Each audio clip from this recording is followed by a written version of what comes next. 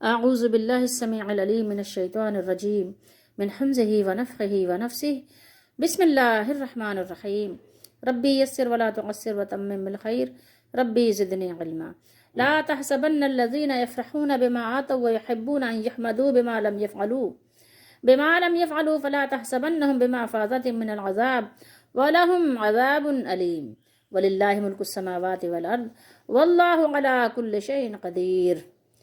یہ دو آیتیں ہیں، وہ 188 179 اور چوتھا سپارہ سورہ آل عمران ہے۔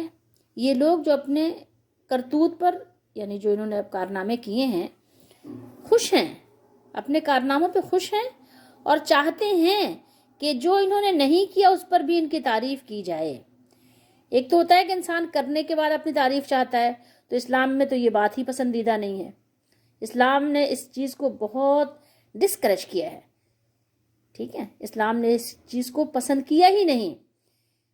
اس چیز کو اسلام پسند نہیں کرتا کہ آپ کوئی کارنامہ کریں اور پھر لوگوں سے واہ واہی چاہیں، کیونکہ اللہ کو معلوم ہے جو کچھ آپ کر رہے ہیں۔ تو آپ نے تو لازمی بات ہے کہ اللہ تعالیٰ کے لیے کرنا ہے تو اجر بھی اسی سے چاہنا ہے۔ فَلَهُمْ أَجْرٌ غَيْرُ مَمْنُونَ، ان لوگوں کے لیے تو ایسا اجر ہے کہ جو پھر ان سے کبھی بھی کیا ہوگا، دور نہیں ہوگا، روکا نہیں جائے گا، ان کے لیے تو اجر ایسا ہے۔ لیکن یہ کہ شرط کیا ہے؟ شرط یہ ہے کہ وہ عمل بھی اسی کے لیے ہو، اپنے مالک مولا کے لیے خاص ہو۔ لیکن اس سے زیادہ قابل افسوس بات یہ ہے کہ کریں بھی نہیں اور پھر بھی چاہیں کہ اس کارنامے کو اپنے اوپر لے کر اس کی تعریف چاہیں۔ ایسا ہوتا ہے، کام سب آرڈینیٹ کرتا ہے اور باس کیا کرتا ہے، اپنے نام کر لیتا ہے، ٹھیک ہے، کبھی بھی اس کو چاہتا ہے کہ اس کو پیچھے رہنے دو، اپنے نام اپنا کارنامہ بتا کر بیان کر کے وہ کیا چاہتا ہے، اپنی تعریفی کلمات چاہتا ہے۔ بہت سے معاملات آپ دیکھ لیں گے ایسا ہے کہ بغیر کیے اپنی تعریف چاہتے ہیں۔ یہی حال وہاں بھی ہوا تھا، اس سے پہلے کیا بیان ہو رہا ہے، ابھی ہم اس پہ بعد میں بات کرتے ہیں۔ دیکھیے کہ کیا چاہتے ہیں، وہ یحبون ان یحمدوا بما لم یفعلوا، کیا بھی نہیں ہے انہوں نے، بغیر کیے چاہتے ہیں ان کی تعریف ہو، ٹھیک ہے۔ اللہ نے کیا فرمایا، فلا تحسبنہم بمفازة من العذاب، اللہ تعالیٰ ہم سب کو بچائے۔ تو آپ یہ نہ سمجھیں کہ وہ عذاب سے چھوٹ جائیں گے، آپ یہ ہرگز نہیں گمان کیجئے گا، گمان کرنے کی ضرورت نہیں ہے۔ لا تحسبنہم، کہ وہ عذاب سے ان کا کوئی بچاؤ ہو جائے گا، پڑھنے والوں ایسا گمان نہیں کرنا۔ اور ان کے لیے کیا ہے، ان کے لیے دردناک عذاب ہے، عذاب ہے۔ وَلِلَّهِ مُلْكُ السَّمَاوَاتِ وَالْأَرْضِ، اور اللہ ہی کے لیے ہے، کس کے لیے ہے، اور اللہ ہی کے لیے ہے آسمانوں، کلمہ حسر، آسمانوں اور زمین کی حکومت، بادشاہی، سلطنت کس کے لیے ہے، ملک السماوات والارض، اللہ ہی کے لیے ہے، اسی کی حکومت ہے، اسی کا حکم چلے گا، کسی کا نہیں چلے گا، اسی کا سکہ چلے گا، اسی کا بول بالا ہے، اسی کی بڑائی ہے، اسی کی کبریائی ہے، وہ واحد و یکتا ہے، وہ تنے تنہا ہے۔ واللہ علی کل شیء قدیر، اور اللہ ہر چیز پر قادر ہے۔ قادر ہے کیا مطلب ہے، پوری طریقے سے قادر ہے، خوب قادر ہے، یہ قدیر ان کی وجہ سے خوب قادر ہے۔ لا تحسبن الذین یفرحون، یہ خیال ہرگز نہ کیجئے جو کام انہوں نے کیے ہیں ان پر اتراتے چلے جاتے ہیں، ان کی اتراہٹ کی کوئی یعنی حد ہی نہیں ہے، اس پر تو وہ اتراتے ہیں، اور جو کام انہوں نے نہیں کیے ان کے متعلق بھی چاہتے ہیں کہ انہیں ان کے کارناموں میں شمار کیا جائے کہ انہوں نے بھی ایسے کارنامے کیے ہیں، انہوں نے بڑے بڑے جہاد کیے ہیں۔ ایسے لوگوں کے بارے میں ہرگز خیال نہ کیجئے، ہرگز خیال نہ کرو کہ وہ اللہ کی پکڑ سے اور اس کے عذاب سے بچ جائیں گے، نہیں، اللہ تعالی ہم سب کو بچائے۔ یہ آیت مبارکہ یہودوں اور منافقین کے حق میں نازل ہوئی ہے۔ حضرت عبداللہ ابن عباس رضی اللہ تعالیٰ عنہما کی ہم آپ کو ایک حدیث شریف سناتے ہیں، بخاری شریف ہے، کتاب التفسیر ہے، حدیث نمبر ہے 4568۔ راوی اس کے عبداللہ بن عباس رضی اللہ تعالیٰ عنہما ہیں، فرماتے ہیں کہ رسول اللہ صلی اللہ علیہ وسلم نے یہودیوں کو بلایا تھا اور ان سے کیا کیا، ایک بات پوچھی جو ان کی آسمانی کتاب میں موجود تھی، ٹھیک ہے، تو انہوں نے کیا کیا، انہوں نے اصل بات کو چھپا لیا اور دوسری غلط بات بیان کر دی۔ پھر بھی اس بات کے خواہش مند رہے کہ آپ صلی اللہ تعالیٰ علیہ وآلہ وسلم کے سوال کے جواب میں جو کچھ انہوں نے بتایا ہے اس پر ان کی تعریف کی جائے، غلط مسئلہ بتانے کے باوجود۔ جیسے آج آپ دیکھ لیں آج کیا ہو رہا ہے کہ غلط غلط مسائل بتا کر، مسئلے بتا کر لوگ تعریف کو خواہش مند ہیں، ٹھیک ہے۔ تو انہوں نے چاہا کہ اس پر تعریف کی جائے کہ انہوں نے رسول اللہ صلی اللہ تعالیٰ علیہ وآلہ وسلم کی بات کا جواب دے دیا ہے، اور ادھر اصل حقیقت کو کیا کیا تھا، انہوں نے چھپا لیا تھا، چھپا کر بھی بڑے خوش تھے۔ پھر ابن عباس رضی اللہ تعالیٰ عنہما نے اس آیت کی تلاوت کی، اور وہ وقت یاد کرو جب اللہ نے اہل کتاب سے عہد لیا تھا کہ کتاب کو پوری طرح ظاہر کر دینا لوگوں پر، ٹھیک ہے۔ آیت کیا کرنا، لوگوں پر پوری طرح ظاہر کر دینا۔ جو لوگ اپنے کرتوتوں پر خوش ہوتے ہیں اور چاہتے ہیں کہ جو کام نہیں کیے ہیں ان پر ان کی تعریف کی جائے، ٹھیک ہے، پوری یعنی وہاں تک یہ پوری آیت کی بات بتا رہے ہیں کہ جب اللہ تعالیٰ نے ان سے عہد لیا اور اس کے بعد انہوں نے کیا کیا، یفرحون بما آتوا ویحبون ان یحمدوا بما لم یفعلوا، بغیر جو کیا بھی نہیں ہے اس پر بھی ان کی تعریف کی جائے، یا جو الٹا سیدھا کیا ہے، قرآن و سنت کے خلاف کیا ہے، اس پر بھی ان کی تعریف کی جائے۔ اور پھر آپ دوسری حدیث بھی کتاب التفسیر میں دیکھ لیجئے، یہ حدیث نمبر ہے 4567 ہے، اور اسی آیت کے یعنی تفسیر ہے، سمجھ لیں۔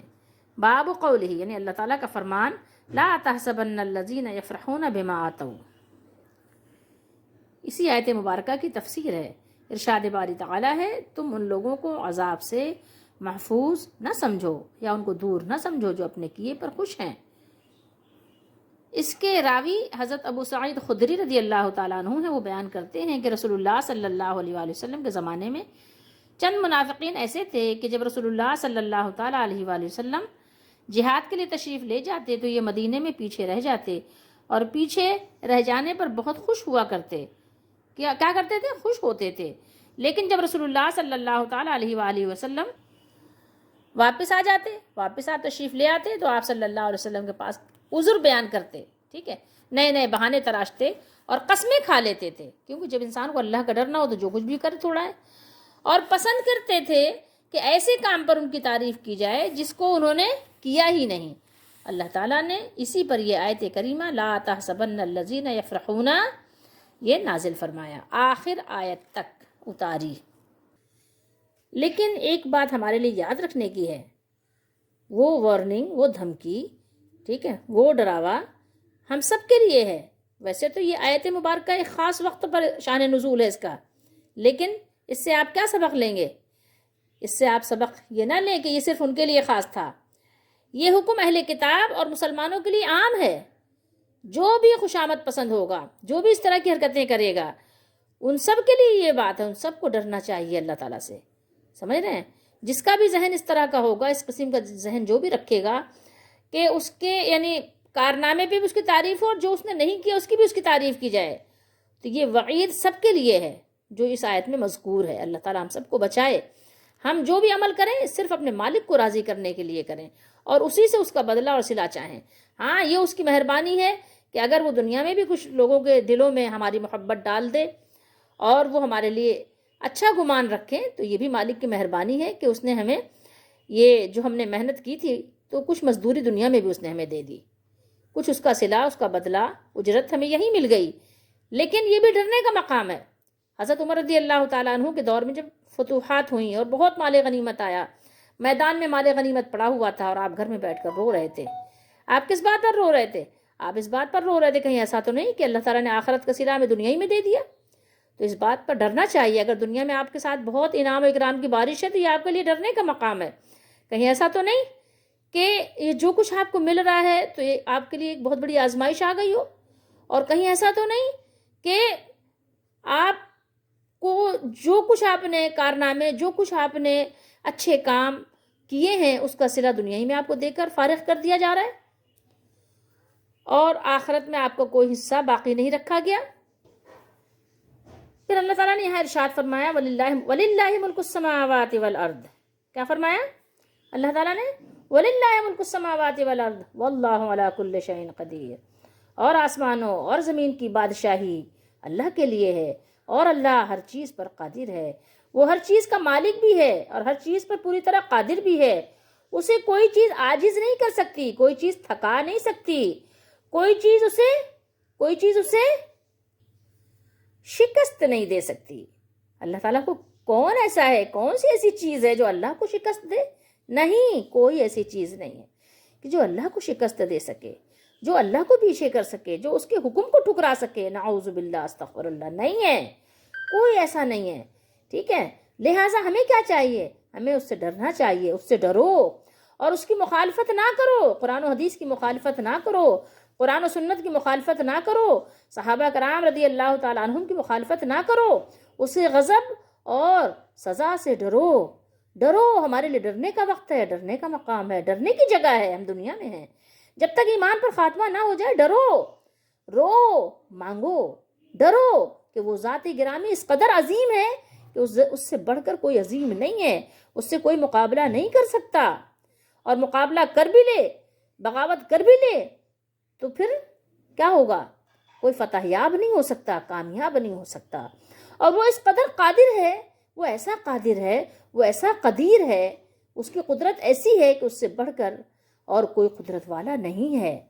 ڈرو، اللہ تعالیٰ سے ڈرو، اس کی پناہ میں آؤ، اس کی پناہ، اس سے پناہ طلب کرو۔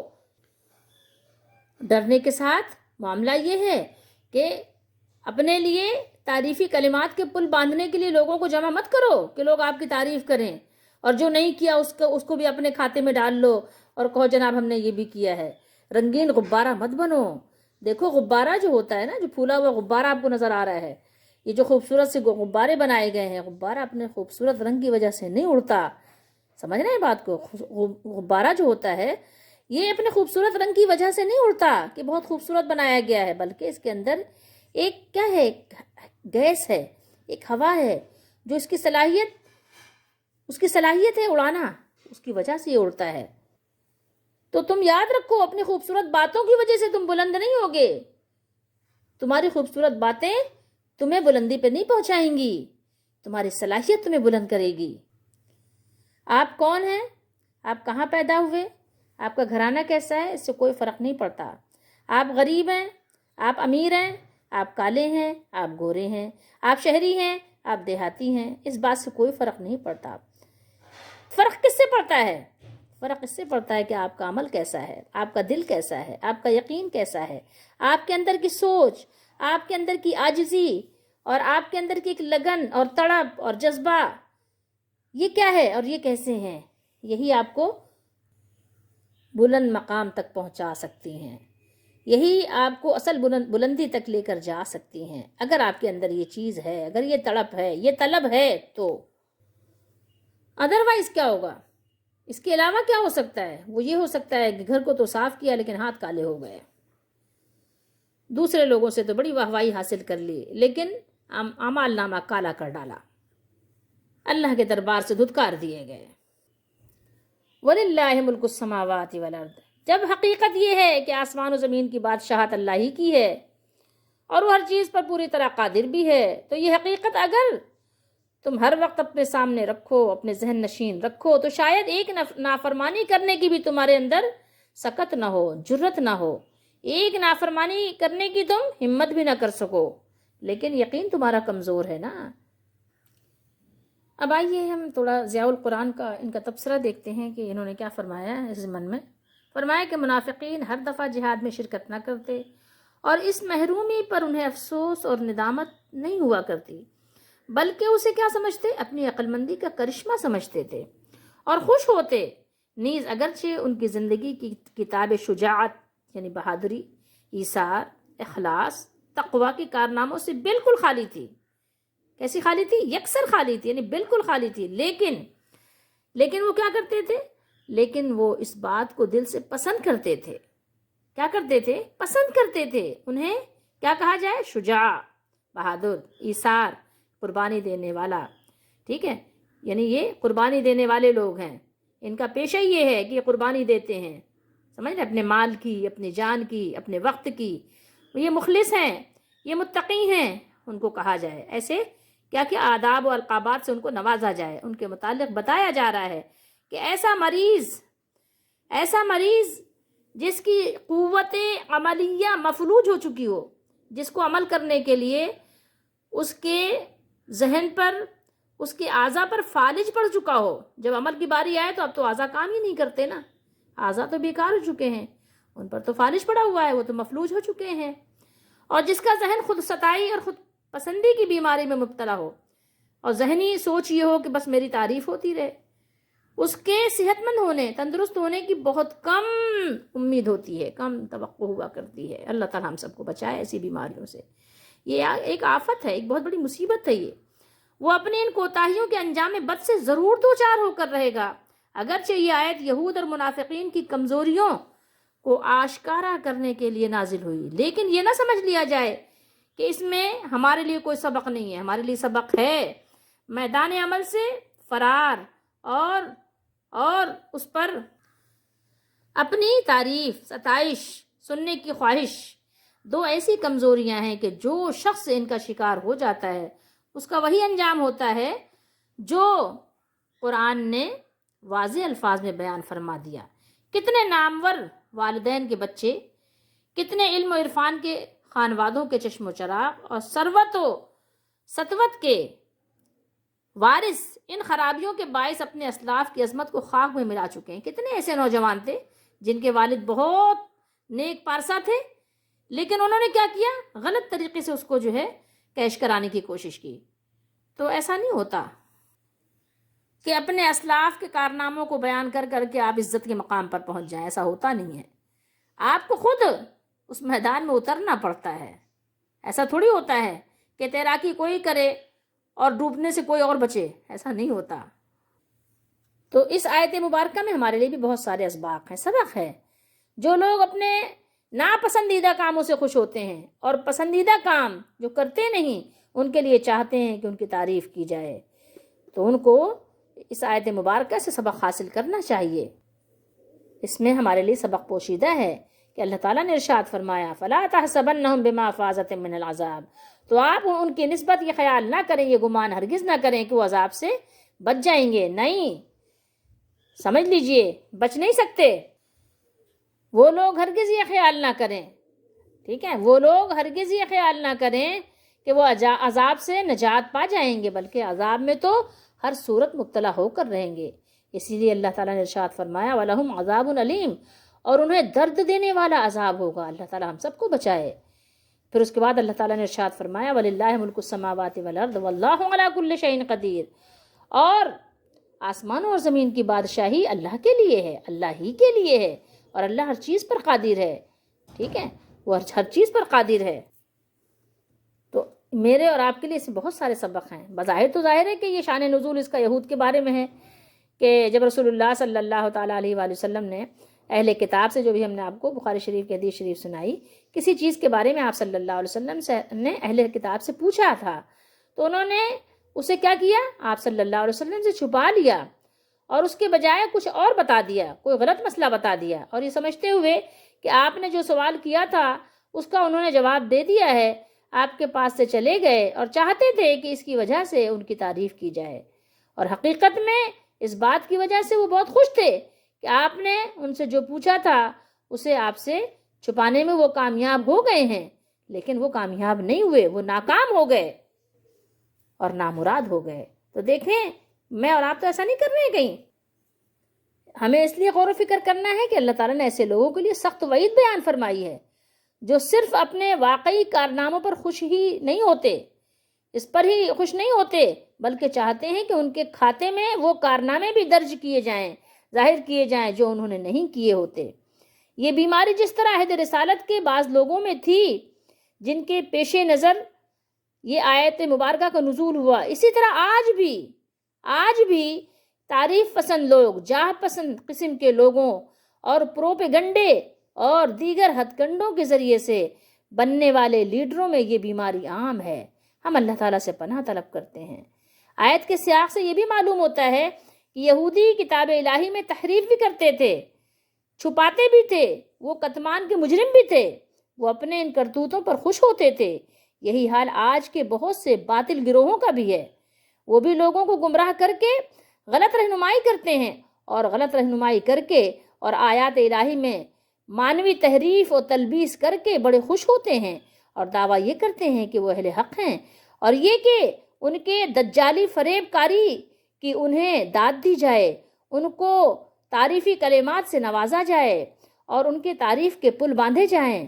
اللہ تعالی ہم سب کی حفاظت فرمائے۔ اللہ نے فرمایا قاتلہم اللہ انا یؤفکون۔ اب ہم دیکھیں گے کہ اس آیت مبارکہ کا پچھلی آیت مبارکہ سے ربط کیا ہے۔ آیات کا ربط بھی ہوتا ہے، ایک تعلق بھی ہوتا ہے، تطبیق بھی ہوتی ہے۔ جیسا کہ پچھلی آیات میں یہودیوں کے افعال بد، ان کے جو کارنامے تھے، برے کارنامے اور بری خصلتوں کا اللہ تعالیٰ نے بیان فرمایا تھا، مذکورہ یہاں آیت میں اللہ تعالیٰ نے بیان کیا۔ ایک تو آپ غور کریں تو اس سے پچھلی آیت میں جو 187 آیت نمبر ہے، یہاں پر تو اللہ تعالیٰ نے ان کی ایک خصلت یہاں پر کیا بیان فرمائی ہے؟ اللہ نے بیان فرمایا کہ ان کا جو عہد تھا، عہد و پیمان، جو وعدہ ہوتا ہے، اس کی وہ خلاف ورزی کرتے تھے، کیونکہ اہل کتاب سے اللہ تعالیٰ نے نبیوں کے ذریعے سے ایک عہد لیا تھا کہ اللہ تعالیٰ کے احکام جو تورات میں آئے ہیں وہ ان کو کیا کریں گے؟ وہ ان کی اشاعت کریں گے، اشاعت کو عام کریں گے، پھیلائیں گے، اور کسی حکم کو اپنی نفسانی اپنی ذاتی خواہش کی غرض سے چھپائیں گے نہیں، اس کو چھپائیں گے نہیں، ٹھیک ہے؟ اہل کتاب نے یہ کیا کیا؟ یہ عہد توڑ دیا، اور کیا کیا؟ احکام کو چھپایا، اور پھر کیا کیا؟ دلیری یہ کی کہ اس پر خوش بھی ہوئے، خوشی کا اظہار کیا، اور اپنے اس فعل کو قابل تعریف قرار دیا۔ سمجھ رہے ہیں آپ بات کو؟ تو یہ حالت بھی قابل ذکر ہے، جبکہ اللہ تعالیٰ نے کتب سابقہ میں اہل کتاب سے یہ عہد لیا، یعنی ان کو حکم فرمایا، انہوں نے قبول بھی کر لیا کہ اس کتاب کے سب مضامین عام لوگوں کے روبرو بیان کر دینا، اور اس کے کسی مضمون کو اپنی غرض سے، اپنے فائدے کے لیے یا دنیاوی کسی نفع کے لیے پوشیدہ نہ رکھنا، چھپانا نہیں۔ سو ان لوگوں نے اس عہد کو کیا کیا؟ اپنے پیچھے ڈال دیا، پس پشت پھینک دیا، اور انہوں نے کیا کیا؟ اور اس پر عمل نہیں کیا، اور اس کے مقابلے میں دنیا کا یعنی کمتر مال اور بدلہ اور معاوضہ حاصل کر لیا۔ تو اللہ نے بیان کیا سو بری چیز ہے جس کو وہ لوگ حاصل کر رہے ہیں، جس کو وہ لوگ لے رہے ہیں، کیونکہ اس کا انجام کیا ہے؟ اس کا انجام اللہ نے بیان فرمایا کہ دوزخ کی سزا ہے، جو اللہ تعالیٰ ان سے کہے گا چکھو چکھو دوزخ کا عذاب، وَنَقُولُ ذُوقُوا عَذَابَ الْحَرِيقِ۔ ہم اللہ تعالیٰ سے اپنے مولا تبارک و تعالیٰ کی پناہ طلب کرتے ہیں، اور اسی کے دامن پناہ میں پناہ حاصل کرنا چاہتے ہیں، اسی کے دامن پناہ میں پناہ حاصل کرنا چاہتے ہیں۔ تو آئیے دیکھیے، غور کیجئے کہ کہیں میں اور آپ تو ایسا نہیں کر رہے ہیں کہ بغیر کیے کارنامے اپنے بیان کر رہے ہیں اور خوش ہو رہے ہیں، دوسروں کو کارناموں کو بھی اپنے ہی کھاتے میں ڈال رہے ہیں، ایسا تو نہیں کر رہے ہیں۔ اگر ہم ایسا کر رہے ہیں تو اپنے کردار پر ذرا غور کریں اور اس سے توبہ کریں، تائب ہوں۔ یہ کوئی عقل مندی کا تقاضا نہیں ہے کہ اپنے کارنامے لوگوں میں بیان کیے جائیں اور پھر لوگوں سے تعریفی کلمات حاصل کر کے خوش ہوا جائے۔ نہیں، یہ ہرگز کوئی خوشی کا موقع نہیں ہے، ٹھیک ہے؟ کیونکہ خوشی کا موقع تو اس وقت ہوگا کہ جب میدان محشر میں نامہ اعمال داہنے ہاتھ میں دیے جائیں گے، اور اعلان ہوگا کہ بھائی فلاں بن فلاں کامیاب ہو گیا، فلاں بنت فلاں کامیاب ہو گئی۔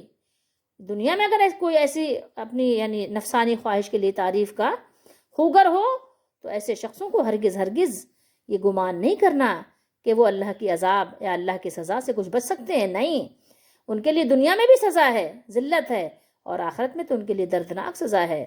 اللہ تعالی ہم سب کو بچائے۔ قرآن مجید میں جن چیزوں کی مذمت بیان ہوئی ہے وہ چیزیں ہمارے لیے جائز نہیں ہیں، وہ چیزیں حرام ہیں۔ قرآن مجید کے علوم اور علم کو اور احادیث مبارکہ اور سنت رسول صلی اللہ علیہ وسلم کے علم کو چھپانا ہر صورت میں حرام ہے۔ یہ اور بات ہے کہ ہر ایک کو اس کی عقل کے مطابق اس کو بات سمجھائی جائے اور اس کے ایج کے مطابق اس کو سمجھائی جائے۔ لازمی بات ہے کہ اگر ایک 10 سال کا بچہ ہے تو اس کو اسی حساب سے آپ بات سمجھائیں گے، اور ایک اگر 80 سال کا کوئی بندہ ہے تو اس کو آپ اسی حساب سے بات کو سمجھائیں گے اور اسی پیرائی میں سمجھائیں گے تاکہ وہ سمجھ جائے۔ لیکن یہ تو نہیں ہے نا کہ اس سے چھپا لیں گے، اس کو اس انداز سے قرآن کی آیات کو سمجھائیں کہ کہ اس کے لیے سمجھنا آسان ہو، اور اس کو وہ باتیں سمجھائیں جو اس کے لیے اس ایج میں ضروری ہے، ٹھیک ہے؟ اس کو بہت زیادہ پیچیدہ مسائل یا پیچیدہ بنا کر اس کو بات نہ سمجھائیں۔ تو یہ بات تو ٹھیک ہے، لیکن چھپانا نہیں ہے، دین کی بات کو چھپانا ہمارے لیے جائز نہیں ہے۔ اب یہاں پر دیکھیے بہت ساری چیزیں ایسی ہیں جو ہمارے اندر بھی بیماریاں موجود ہیں، تو ہم اپنے ان بیماریوں کو کیسے دور کریں؟ ایک چیز تو دیکھیے، اس طرح غور کیجئے کہ اللہ رب العالمین ہمارے ہر عمل سے واقف ہے، اور اپنے علم و قدرت سے ہمارے قریب بھی ہے، اور ہمارے ہر عمل کو وہ مشاہدہ بھی فرما رہا ہے، ملاحظہ بھی فرما رہا ہے۔ اب ہمیں کیا چاہیے؟ اب ہمیں یہ چاہیے کہ جو بھی کام کریں اسی کے لیے کریں، اس بات پر یقین رکھتے ہوئے کہ میرا مالک مجھے دیکھ رہا ہے، ٹھیک ہے؟ کیا ہے؟ ان تعبد اللہ کأنک تراہ فإن لم تکن تراہ فإنہ یراک۔ غالباً حدیث شریف کا مفہوم ایسے ہی ہے جو حدیث جبریل میں ہے کہ اللہ کی عبادت ایسے کرو کہ جیسے تم اسے دیکھ رہے ہو، اور اگر تم ایسا نہیں کر سکتے تو کیا کرو؟ وہ تو تمہیں دیکھ ہی رہا ہے نا، اللہ تو ہمیں دیکھ رہا ہے نا، علم و قدرت سے ہمارے قریب ہی ہے نا، وہ دور تو نہیں ہے۔ تو اس لیے اللہ تعالیٰ کی عبادت اس طرح کرو کہ اجر بھی اسی سے چاہیے، کسی اور سے نہیں چاہیے، بدلہ، ریوارڈ، صلہ، جزا سب کس سے چاہیے؟ اللہ سے چاہیے۔ اب جیسے آپ کو میں ایک مثال دے کر سمجھاؤں کہ دنیا میں ایک بادشاہ ہے جو سب سے بڑا ہے، اس کے بہت سارے ظاہر ہے کہ حالی موالی ہوتے ہیں نا، یہ وزیر ہے، یہ مشیر ہے، یہ وزیر اعلیٰ ہے، یہ MNA ہے، یہ داروغہ ہے، اس کی یہ ڈگری ہے، اس کی وہ ڈگری ہے، یا ایک کمپنی ہے، کمپنی میں بہت سارے لوگ ہوتے ہیں، اور سب سے اونچا ایک مقام مرتبہ کس کا ہوتا ہے؟ تو کمپنی میں سب سے بڑا ہوتا غالباً چیف ایگزیکٹو کا ہوتا ہے نا، جو سب سے بڑا چیف ہوتا ہے، ڈائریکٹر بھی ہوتے ہیں، جنرل مینیجر بھی ہوتے ہیں، اور بھی بہت ساری پوسٹیں ہوتی ہیں، لیکن سب سے اونچا مقام اسی کا ہوتا ہے۔ اب آپ یہ دیکھیں کہ اگر ہم اس سے یہ کوئی کہے کہ بھائی 35 گریڈ کا بندہ آپ کو یہ چیز دے گا، ٹھیک ہے، تو وہ دے گا، ٹھیک ہے، اس کا دینا بھی اچھا ہے، لیکن آپ کیا چاہیں گے کہ جو سب سے اونچا جس کا مقام و مرتبہ ہے، جس کا درجہ ہے، وہ دے تو زیادہ اچھا ہے نا؟ آپ کے لیے زیادہ یعنی پسندیدہ کیا ہوگا؟ آپ خود اس کا فیصلہ کر سکتے ہیں کہ اگر ایک چیز ہمیں سب سے بڑا جو بادشاہ ہے وہ دے رہا ہے، اور ایک جو ہے اس کا کوئی مقرر کردہ جو درجہ بدرجہ آپ سیڑھیوں سے اترتے ہوئے آئیں، 4-5 اسٹیپ نیچے اتر جائیں، یا 10 اسٹیپ نیچے اتر کے بالکل نیچے دوسری منزل پہ آ جائیں، پھر یعنی اس کا مقام تو آپ کس سے لینا پسند کریں گے؟ اونچے والے سے، سب سے بڑے والے سے، یا یہ کہ جو سب سے چھوٹا والا ہے، یا یہ کہ کم از کم چھوٹا نہیں ہے، 8-10 گریڈ نیچے ہے، اس سے لینا پسند کریں گے؟ کس سے پسند کریں گے؟ لازمی بات ہے کہ ہر شخص کو یہی یعنی اس کا مطلوب ہوگا، اس کا یہی مطلب ہوگا کہ ہمیں جو ہے سب سے جو اونچے گریڈ کا بندہ ہے، جو سب سے بڑے عہدے کا جو شخصیت کا مالک ہے، وہ ہمیں یہ چیز اپنے ہاتھوں سے دے، اپنی محفل میں دے، اور اپنے لوگوں کے درمیان بلا کر دے، تو وہ زیادہ خوش ہوگا اس بات سے، اس کی خوشی اس وقت زیادہ ہوگی۔ تو اس کے لیے وہ ویٹ کرنے کو بھی تیار ہوگا، انتظار کر لے گا کہ 1 ہفتے کے بعد وہ دیں گے، یہ آج ہی دے دیں گے، آپ کہیں گے یار کوئی بات نہیں ہے، 1 ہفتے کے بعد لے لوں گا میں، ہوتی ہے نا انسان کی خواہش۔ تو اسی طریقے سے آپ سوچ لیجئے کہ دنیا کے جتنے لوگ بھی آپ کی تعریف کریں گے وہ بہت کم درجے کے لوگ ہیں، دنیا کے لوگوں کی کوئی بھی تعریف کرے بہت کم درجے کا یہ معاملہ ہے، یہ بہت یعنی کمتر مقام ہے، لیکن جو اللہ کی بارگاہ میں دیا جائے گا، جو اللہ تعالیٰ اعلان کروا کے دے گا، جو اللہ کی بارگاہ میں اس وقت آپ کو ملے گا نا، اس کا آپ یہاں کسی سے کوئی اس کا موازنہ نہیں کر سکتے، اس کو آپ کسی پیرائے میں کسی کے برابر کر کے تول نہیں سکتے، اس کا آپ اندازہ نہیں لگا سکتے۔ تو اس لیے جو بھی عمل کریں اللہ تعالیٰ سے امید رکھیں، بندوں سے تعریف کے خواہش مند مت ہوں۔ جو لوگ اسی لیے بہت سارے کام نہیں کرتے، جہاں دیکھتے ہیں جہاں تعریفی کلمات ہوں گے وہاں کریں گے، جہاں نہیں ہوں گے نہیں کریں گے، تو یہ بڑا گھاٹے کا سودا ہے، بڑا نقصان ہے اس میں آپ کا۔ آپ خود غور کیجئے، اندازہ لگائیے کہ آپ کیا کر رہے ہیں۔ لوگ کیا کرتے ہیں؟ چھوٹے بچوں کو اگنور کر دیتے ہیں، جہاں دیکھتے ہیں غریب لوگ ہیں اگنور کر دیتے ہیں، اپنے یعنی لیول کے لوگوں کے ساتھ وہ معاملات کرتے ہیں۔ ایسا نہ کیجئے، یہ تو آپ نے کوئی اللہ کے لیے کچھ کیا ہی نہیں۔ جس نے مسکرا کر بات کی اس سے مسکرا کر بات کر دی، جس کو دیکھا کہ ظاہر ہے اس کا کوئی آگے پیچھے نہیں ہے، کمزور بندہ ہے، اس کو ڈانٹ کر بھگا دیا، ڈانٹ ڈپٹ کر دی اس کے ساتھ، اس کی انسلٹ کر دی، اس کی جو ہے دل آزاری کر دی۔ آپ ذرا غور کیجئے اپنے طرز عمل پر کہ آپ کیا کر رہے ہیں۔ نہیں، اگر آپ اللہ کے لیے کریں گے تو ہر ایک سے حسن سلوک کریں گے، اور حسن سلوک کا مطلب تو یہ ہوتا ہے کہ کسی نے اگر آپ کے ساتھ برا بھی کیا ہے، کسی نے آپ کے ساتھ زیادتی بھی کی ہے، تو پھر بھی آپ کیا کریں گے؟ ضبط سے، صبر سے، ہمت سے کام لیں گے، اللہ سے ڈرتے ہوئے۔ کیوں؟ اصل تو حسن اخلاق یہ ہے کہ برائی کو بھی آپ اچھے طریقے سے کیا کر دیں؟ دور کر دیں، دفع کر دیں، ٹال دیں۔ یہ ہے اچھا اخلاق۔ اچھا اخلاق یہ نہیں کہ جو آپ سے اچھا سلوک کرتا ہے آپ بھی اس سے اچھے سلوک کے ساتھ پیش آتے ہیں، جو آپ کے ساتھ ہنس کے بولتا ہے آپ بھی اس کے ساتھ ہنس کے بولتے ہیں، نہیں، یہ نہیں ہے۔ آپ نے حسن اخلاق کی تعریف صحیح طریقے سے پڑھی نہیں، جو نبی کریم صلی اللہ تعالیٰ علیہ وآلہ وسلم نے عمل کر کے دکھایا بھی اور بیان بھی فرمایا۔ اور اگر آپ نے اپنا سارا جو کچھ آپ نے کیا تھا سارا کارنامہ دنیا والوں ہی سے لے لینا چاہتے ہیں تو پھر جان لیجئے کہ پھر آخرت میں آپ کے لیے کچھ نہیں ہے، ٹھیک ہے؟ اگر آپ دنیا ہی کے کارناموں پر اور دنیا ہی کے لوگوں سے خوشی چاہتے ہیں تو وہ خوشی بھی آپ کو مل جائے گی، لوگ آپ کی واہ واہی کریں گے، آپ کے لیے کلیپنگ کریں گے، آپ کے لیے کھڑے ہو جائیں گے، آپ کو سلیوٹ کریں گے، ٹھیک ہے، سلامی پیش کریں گے، لیکن کیا ہوگا؟ پھر ایسے لوگوں کو اللہ تعالیٰ عذاب سے دور نہیں کرے گا۔ اللہ تعالیٰ تو اس بات کو پسند کرتا ہے اس کے جناب میں بیٹھیں، عاجزی کریں، انکساری کریں، روئیں، گڑ گڑائیں، معافی مانگیں۔ نبی کریم صلی اللہ تعالیٰ علیہ وآلہ وسلم دونوں سجدوں کے درمیان کیا دعا پڑھتے تھے؟ آپ نے پڑھی ہے وہ دعا؟ یاد ہے آپ کو؟ وہ دعا پڑھا کیجئے۔ دیکھیے دعا کیا سکھائی نبی کریم صلی اللہ علیہ وسلم نے، خود بھی آپ کی زندگی میں یہ معمول تھا اور اپنی امت کو بھی تعلیم بھی دی۔ فرمایا دو سجدوں کے درمیان ایک سجدہ کر کے جب فارغ ہوتے بیٹھتے جلسے میں تو پڑھتے اللہم اغفر لی ورحمنی وہدنی ورزقنی ورفعنی وعافنی۔ اللہم اغفر لی، اے میرے مالک مجھے معاف کر دے، ورحمنی اور مجھ پر رحم فرما، وہدنی اور مجھے ہدایت دے، ورزقنی اور مجھے روزی دے، ورفعنی اور مجھے بلند درجہ بلند مقام عطا فرما، وعافنی اور مجھے عافیت دے، سلامتی دے۔ یہ دعا دو سجدوں کے درمیان پڑھی جانے والی ہے۔ اگر کچھ نہیں پڑھ سکتے تو صرف اتنا ہی پڑھ لیں، اللہم اغفر لی ورحمنی، اتنا ہی پڑھ لیں، اے مالک مجھے معاف کر دے اور مجھ پر رحم فرما، مجھے معاف کر دے اور مجھ پر رحم فرما۔ تو یہ دیکھیے کہ یہ دعا سکھائی گئی ہے۔ اپنے مالک سے عاجزی کرو، اس کے سامنے اس کا بندہ بن کر رہو، اس کی بندی بن کر رہو، وہ اس میں خوش ہوتا ہے، وہ آپ کے بڑے بننے سے خوش نہیں ہوتا، پسند نہیں کرتا۔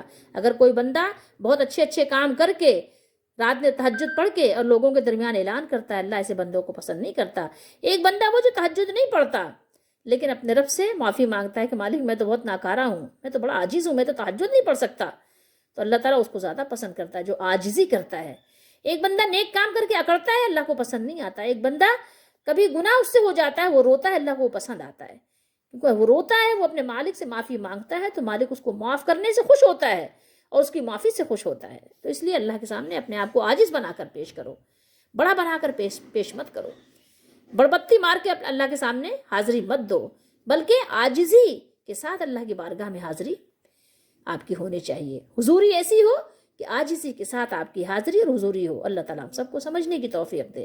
تو یہ آیات مبارکہ ہمیں جھنجھوڑ رہی ہیں، ہمیں ہلا رہی ہیں، ہمیں سکھا رہی ہیں، سیکھو، آؤ قرآن پڑھو، قرآن کو کھولو، قرآن پر یقین رکھو۔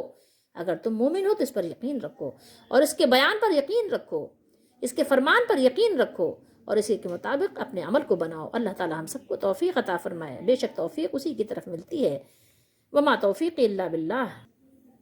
پچھلے جو گناہ ہو گئے، جو بھی معاملات ہو گئے، فوراً توبہ کر لو، دروازے کھلے ہوئے ہیں، معافی مل جائے گی، ابھی معافی مل جائے گی، ابھی معافی مانگو، ابھی طلب کرو معافی۔